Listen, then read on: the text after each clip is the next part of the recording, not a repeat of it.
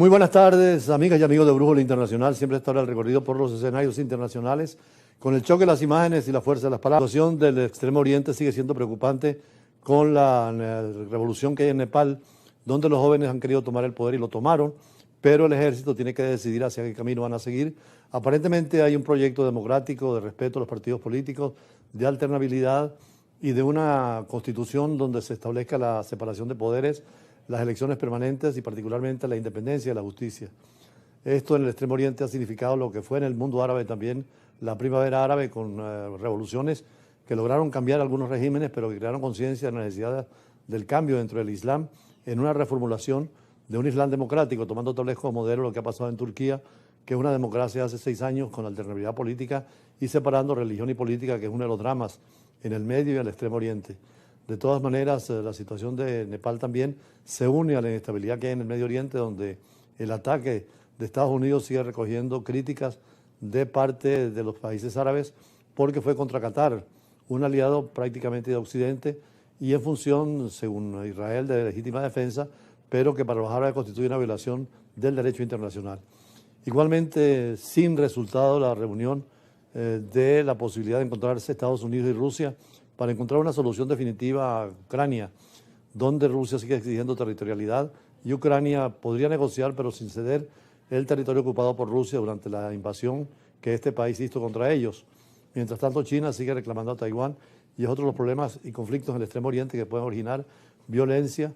Y dentro de este marco de ideas, pues el mundo también recuerda, y sobre vamos a hablar más tarde, del 11 de septiembre, el activo de la visión islámica conservadora y tradicional que golpeó con Al-Qaeda y con Bin Laden a las Torres Gemelas de Nueva York y crearon una incertidumbre en el mundo frente al terrorismo, de la cual Naciones Unidas y todas las comunidades, incluyendo las árabes, han rechazado y han negado. Pero también en la tarde de hoy vemos que China sigue preocupada por la situación económica, sobre todo por el tema de la coerción que pueden tener los aranceles, sobre todo cuando México propusiera un arancel del 50% de las importaciones de automóviles ligeros de este gigante asiático. México trae muchísimos bienes del Extremo Oriente, sobre todo de China, y la relación es excelente. Sin embargo, dentro de la línea de Trump de aplicar aranceles altos a las importaciones chinas, también China ha respondido igual que a los Estados Unidos de la injusticia de esos aranceles y posiblemente responda con ponerle a los productos mexicanos el mismo arancel. Veamos. China mostró el jueves su descontento por la propuesta de México de imponer aranceles del 50% a las importaciones de automóviles ligeros desde el gigante asiático. Pekín tildó la iniciativa de coerción, a la vez que destacó que otorga gran importancia al desarrollo de las relaciones entre China y México, por lo que espera que el país norteamericano avance en la misma dirección.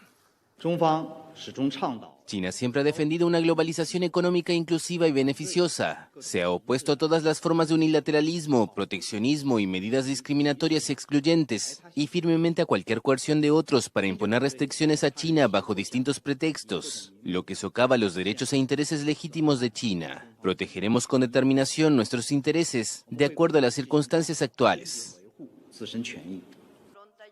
El proyecto de ley presentado al Congreso apunta a elevar los aranceles a las importaciones desde países con los que México no tiene acuerdos comerciales y llega en medio de presiones de Estados Unidos. China, que según el gobierno es el mayor exportador a México sin acuerdo comercial, se vería fuertemente afectado, en especial el sector automotor, cuyas ventas al país crecieron casi 10% en 2024. Según cifras de la industria, las firmas chinas pasaron de no exportar prácticamente ningún auto hace una década a ocupar el 30% del mercado de autos ligeros el año pasado. Además del gigante asiático, el proyecto prevé aranceles a productos de Corea del Sur, India, Indonesia, Rusia, Tailandia y Turquía, que tampoco tienen acuerdo comercial con México. Otros sectores impactados serían el textil y la vestimenta, cuyas tasas podrían llegar hasta el 50%, lo que podría afectar a las grandes marcas chinas que venden por la web. Por eso la necesidad en América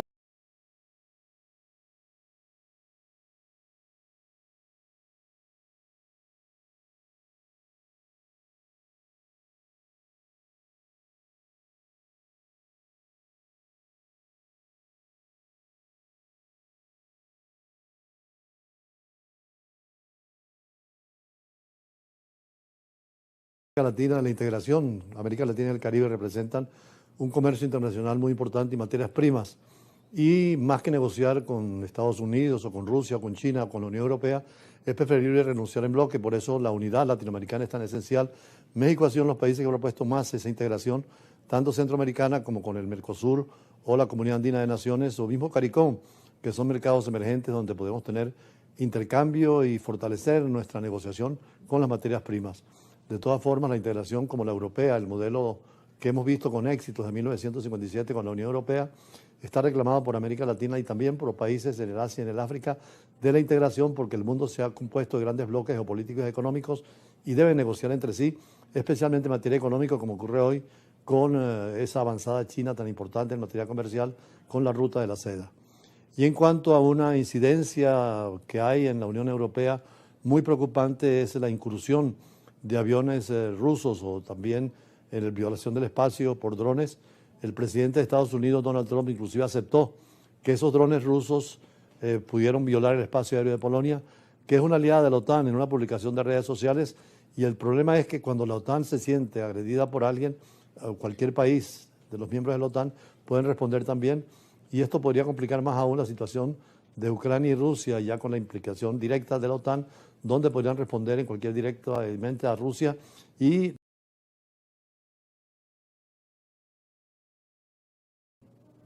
el presidente de Estados Unidos, Donald Trump, aceptó el miércoles que drones rusos estaban violando el espacio aéreo de Polonia, aliada de la OTAN.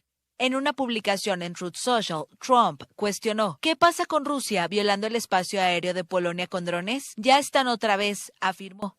La Casa Blanca anunció que contactarían al presidente polaco, Karol Nawrocki. El gobierno polaco pide un sistema antimisiles Patriot.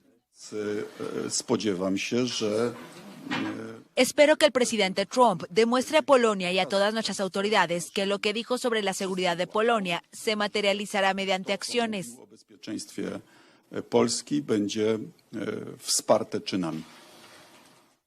El gobierno alemán advirtió que Moscú estaba poniendo a prueba a los aliados de Ucrania con el incidente que calificó de muy grave.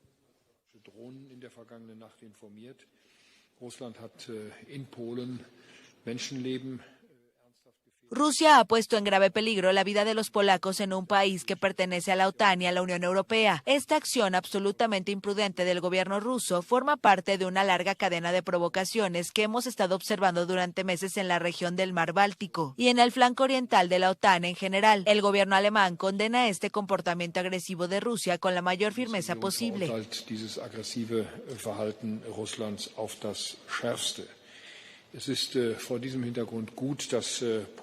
Polonia dijo que su espacio aéreo fue violado 19 veces por drones rusos y que al menos 3 drones fueron derribados durante la noche después de que Varsovia y sus aliados de la OTAN ordenaran el despliegue de aviones de combate. El Ministerio del Interior polaco precisó que se encontraron 7 drones y los restos de un proyectil de origen desconocido. También resultaron dañados una casa y un coche en el este del país. El primer ministro polaco, Donald Tusk, dijo que su país había reunido a otros miembros de la OTAN para conversaciones urgentes y advirtió que la situación se estaba acercando a un conflicto abierto. La Unión Europea advirtió que Rusia estaba tratando de poner a prueba la unidad de los aliados occidentales. El Ministerio de Defensa de Rusia negó haber agredido a Polonia y la Cancillería acusó a Varsovia de difundir mitos para escalar. Comenzó en 2022 con la invasión a gran escala de Moscú.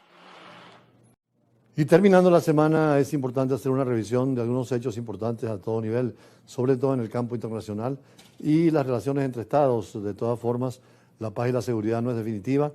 Hay tantos conflictos y confrontaciones en el Medio Oriente, en el Lejano Oriente y ahora también Europa frente a Rusia y en el caso de Ucrania, que nos obligan a una revisión de casos y hechos que han ocurrido en la semana y donde necesitan un análisis en profundidad. Y posteriormente tendremos los invitados de siempre sobre el tema internacional acá en Brújula Internacional. Rusia-Ucrania se complica por la participación directa de la OTAN, la actitud de Estados Unidos, la forma en que Rusia ha manejado el conflicto, la dificultad para la negociación y especialmente ayer cuando Rusia lanzó la provocación más grave contra la OTAN desde el comienzo, con una violación del espacio aéreo polaco dirigida a medir los reflejos de Europa y a destapar la vulnerabilidad de su flanco oriental. El lanzamiento de drones sobre Polonia es un examen de Vladimir Putin para probar su capacidad de atacar al otro lado de la frontera y calcular la reacción de la alianza. Supone un llamado definitivo para que la Unión Europea acelere su rearme, integre sus industrias de defensa y asuma el papel del actor estratégico relevante en un orden mundial marcado por el autoritarismo.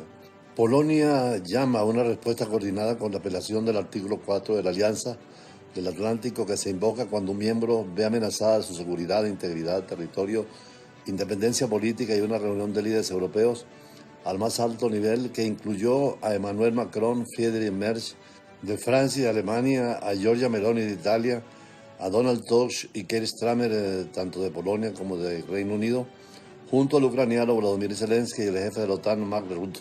El discurso de la presidenta de la Comisión Europea, Ursula von der Leyen, señaló que Europa está en lucha y prometió defender cada centímetro de su territorio y planteó un escenario de batalla existencial en el que Bruselas se juega sus valores y libertades. Consciente de la dificultad de aprobar a los ciudadanos el cambio de prioridades que obliga a multiplicar el esfuerzo de seguridad, la señora von der Leyen combinó un lenguaje militar con propuestas sociales y económicas en el ámbito de la industria, el comercio y la sanidad. Sin embargo, el desafío de Moscú exige, un liderazgo fuerte, que todavía Europa no se mantiene unida, donde hay divisiones y particularmente por la influencia y la actitud de Donald Trump, dificulta una acción del Occidente frente a Rusia y esto hace que los actores internacionales estén en una anarquía total. En el Medio Oriente, Irán trata de recuperarse de República Islámica, busca nuevos socios en los sectores de defensa y seguridad, en razón de que Teherán ya no confía en la calidad de los sistemas rusos. De allí su acercamiento a China como alternativa. Para China, el acercamiento militar con Irán podría permitirle asegurar un corredor energético que evite las rutas marítimas tradicionales. Se busca no solamente con Irán, sino también con Irak, conectar con Pakistán, y China podría garantizar un acceso seguro y fácilmente controlado de los hidrocarburos a todo el Oriente Medio. Ya causó sorpresa internacional cuando Israel atacó a los altos líderes de Hamas reunidos en Doha el martes 9 de septiembre para debatir el último plan de alto de fuego de Estados Unidos. De acuerdo a algunas informaciones, se trata de una escalada significativa que podría marcar un punto de inflexión en el conflicto en curso en la Franja de Gaza. Israel ha traspasado, dicen algunos, los límites, pero Israel insiste en la legítima defensa y sobre todo castigar a quienes fueron culpables de la tragedia de octubre con el ataque de Hamas a suelo israelí. Ha sido el primer ataque israelí en Qatar, que ha sido siempre un mediador clave en las negociaciones del alto de fuego entre Israel y Hamas. Aunque la prensa de Qatar y otros estados árabes señalan la diferencia de Estados Unidos e Israel para no perder la alianza, especialmente la confrontación entre chiismo y sunismo, donde Arabia Saudita es la fuerza fundamental del sunismo e Irán representa la fuerza del chiismo con sus expresiones. En el Líbano con Hezbollah y en Palestina con Hamas, además de las confrontaciones tradicionales, hoy en día se busca una estabilidad y las grandes potencias, China, Rusia y Estados Unidos, e incluso la Unión Europea tratan de estabilizar esa región, abundantes recursos petroleros